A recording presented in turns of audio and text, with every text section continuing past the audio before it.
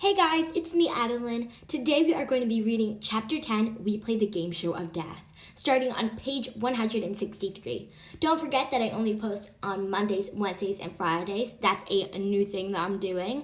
And yeah, timestamps are down below. Let's start reading. And before we start reading, I'm only reading half of Chapter 10 just because it was a little too long. We did our summons after dark at a 20-foot long pit in front of the septic tank. The tank was bright yellow with a smiley face and red words painted on the side. Happy Flush Disposable Co. It didn't quite go with the mood of summoning the dead. The moon was full. Silver clouds drifted across the sky. Minnow should be here by now, Niko said, frowning. It's full dark. Maybe he got lost, I said hopefully. Niko poured root beer and tossed barbecue into the pit, then began chanting in ancient Greek. Immediately, the bugs in the woods stopped chirping. In my pocket, the station ice dog whistling started to grow colder, freezing against the side of my leg. Make him stop, Tyson whispered to me. A part of me agreed. This was unnatural. The night air felt cold and menacing. But before I could say anything, the first spirits appeared. Sulphurous mist seeped out of the ground. Shadows thickened into human forms. One blue shade drifted to the edge of the pit and knelt to drink. Stop him, Niko said, momentarily breaking his chant. Only Bianca may drink. I drew Riptide. The ghost retreated with a collective hiss at the sight of my celestial bronze blaze. But it was too late to stop the first spirit. He had already solidified into the shape of a bearded man in white robes. A circlet of gold wreathed his head, and even in death his eyes were alive with malice. Minnows, Niko said. What are you doing? My apologies, master, the ghost said, though he didn't sound very sorry. The sacrifice smelled so good I couldn't resist. He examined his own hands and smiled. It is good to see myself again, almost in solid form. You are disrupting the ritual, Niko protested. The spirits of the dead began shimmering dangerously bright, and Niko had to take up the chant again to keep them at bay. Yes, quite right, master, Minnow said with amusement. You keep chanting. I've only come to protect you from these liars who would deceive you. He turned to me as if I was some kind of cockroach. Percy Jackson. My. The son of Poseidon haven't improved over the centuries, have they? I wanted to punch him, but I figured my fist would go right through his face. We're looking for Bianca D'Angelo, I said. Get lost. The ghost chuckled. I understand you once killed my minotaur with your bare hands, but worse things await you in the maze. Do you really believe Dadalist will help you? The other spirits stirred in agitation, and Beth drew her knife and helped me keep them away from the pit. Grover got so nervous he clung to Tyson's shoulders. Dadalist cares nothing for you half-bloods, Minnow warned. You can't trust him. He is old beyond counting and crafty. He is bitter with the guilt of murder and is cursed by the gods. The guilt of murder? I asked. Who did he kill? Do not change the subject, the ghost growled. You are hindering Niko. You try to persuade him to give up his goal. I would make him a lord. Enough, Minnows, Niko commanded. The ghost sneered. Master, these are your enemies. You must not listen to them. Let me protect you. I will turn their minds to madness as I did the others. The others? Annabeth gasped. You mean Chris Rodriguez? That was you? The mace is my property, the ghost said. Not Dadalist's. Those who intrude deserve madness. Be gone, Minnows, Niko demanded. I want to see my sister. The ghost bit back his rage. As you wish, master, but I warn you, you cannot trust these heroes. With that, he faded into mist. Other spirits rushed forward, but Annabeth and I kept them back. Bianca, appear, Niko intoned. He started chanting faster, and the spirits shifted restlessly. Any time now, Grover muttered. Then, a silvery light flickered in the trees, a spirit that seemed brighter and stronger than the others. It came closer, and something told me to let it pass. It knelt to drink of the pit. When it rose, it was a ghostly form of Bianca D'Angelo. Niko's chanting faltered. I lowered my sword. The other spirits started to crowd forward, but Bianca raised her arms, and they retreated into the woods. Hello, Percy, she said. She looked the same as she had in life, a green cap set sideways on her thick black hair, dark eyes and olive skin like her brother. She wore jeans and a silvery jacket, the outfit of a hunter of Artemis. A bow was slung over her shoulder. She smiled faintly, and her whole form flickered. Bianca, I said. My voice was thick. I felt guilty about her death for a long time, but seeing her in front of me was 5 times as bad, like her death was fresh and new.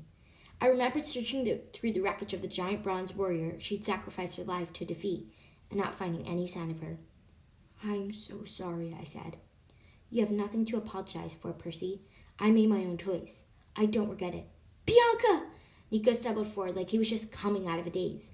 She turned toward her brother. Her expression was sad, as if she'd been dreading this moment. Hello, Niko. You've gotten so tall. Why didn't you answer me sooner? He cried. I've been trying for months. I was hoping you would give up. Give up? He sounded heartbroken. How could you say that? I'm trying to save you. You can't, Niko. Don't do this. Percy's right. No, he let you die. He's not your friend. Bianca stretched out a hand as if to touch her brother's face, but she was made of mist. Her hand evaporated as it was getting close to living skin. You must listen to me, she said. Holding grudges is dangerous for a child of Hades. It is our fatal flaw. You have to forgive. You have to promise me this. I can't. Never. Percy has been worried about you, Niko. He can help. I let him see what you were up to, hoping he would find you. So it was you, I said? You sent those Ars messages?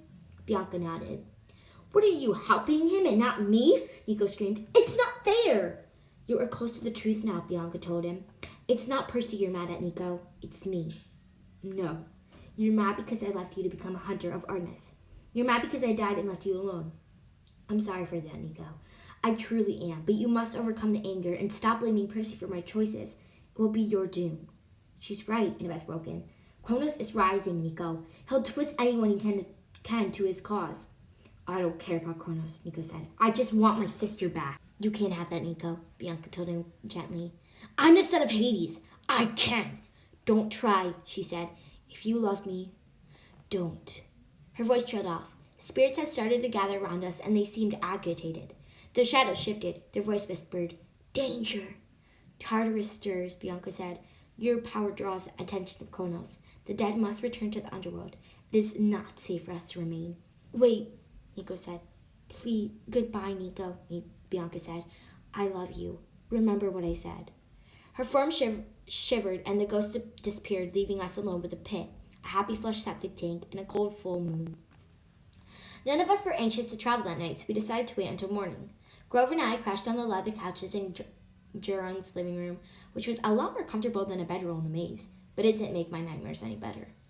I dreamed I was with Luke walking through the dark palace on top of Mount Tam.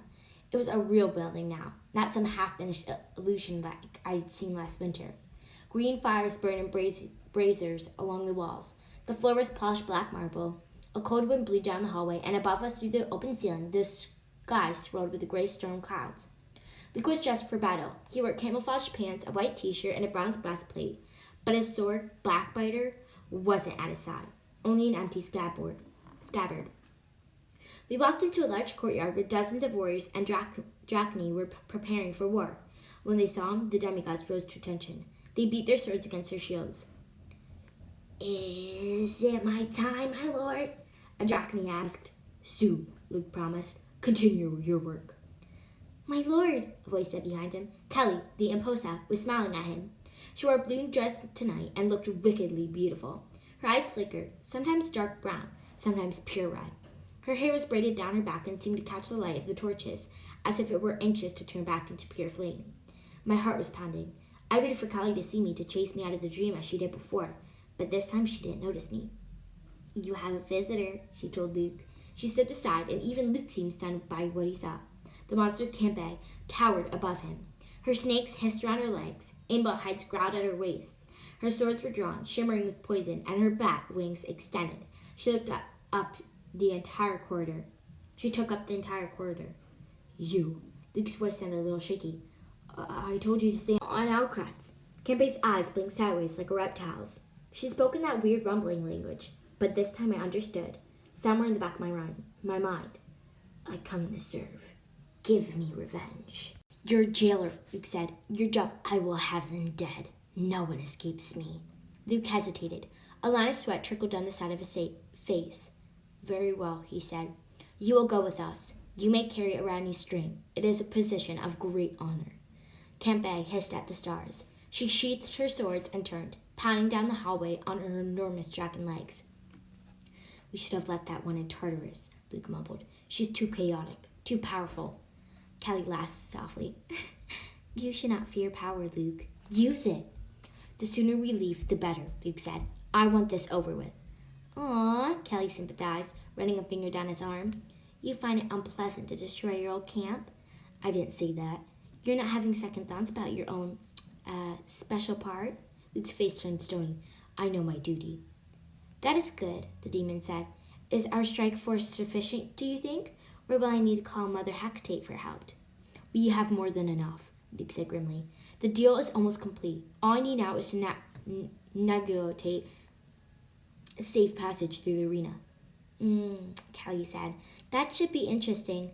I would hate to see your handsome head on a spike if you fail. I will not fail. And you, demon, don't you have other matters to attend to?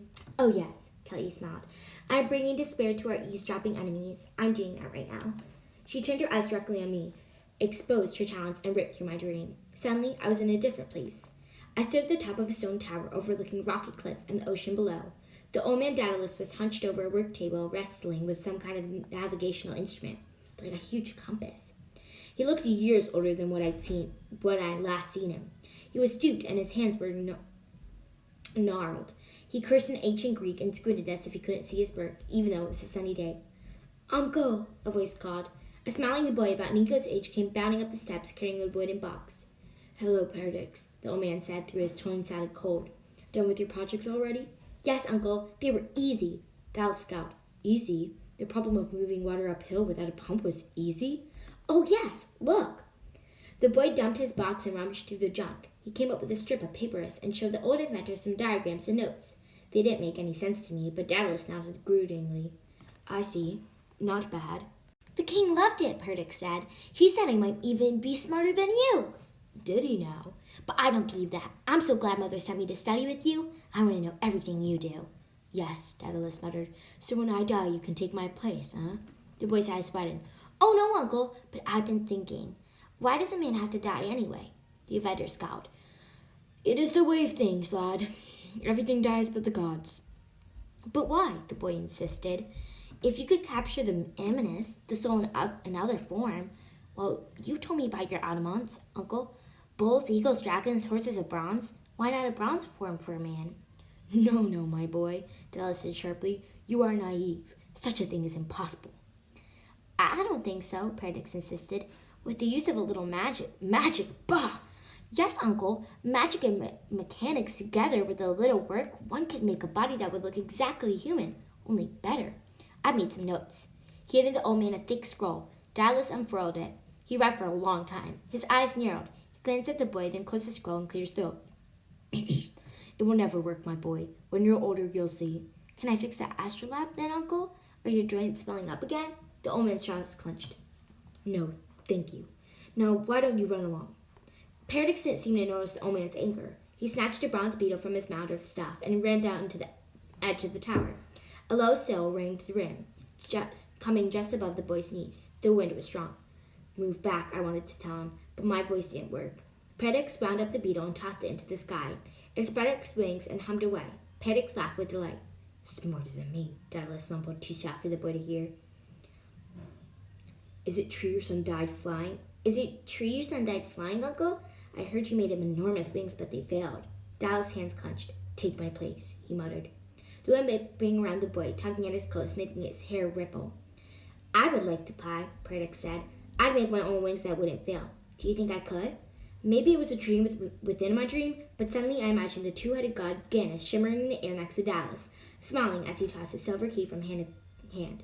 Choose, he whispered to the old inventor. Choose. Dallas picked up one of the boy's metal bugs. The inventor's old eyes were red with anger. Paradix, he called. Catch. He tossed the bronze beetle toward the boy. Delighted. So that was the end of the first half of Chapter 10. Meet me on Wednesday to finish the second half. Do you think Dadalist is suspicious? I definitely do. Bye, guys!